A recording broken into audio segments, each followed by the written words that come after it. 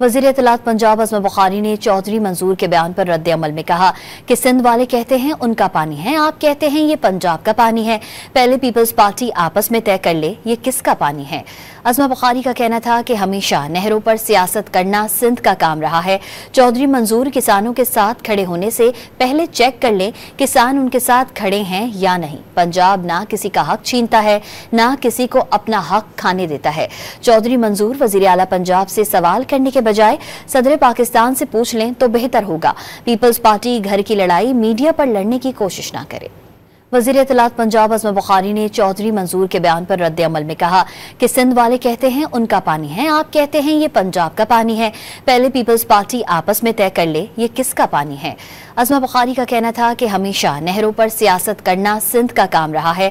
चौधरी मंजूर किसानों के साथ खड़े होने से पहले चेक कर लें किसान उनके साथ खड़े हैं या नहीं। पंजाब ना किसी का हक छीनता है, ना किसी को अपना हक खाने देता है। चौधरी मंजूर वज़ीर आला पंजाब से सवाल करने के बजाय सदर पाकिस्तान से पूछ लें तो बेहतर होगा। पीपल्स पार्टी घर की लड़ाई मीडिया पर लड़ने की कोशिश ना करे।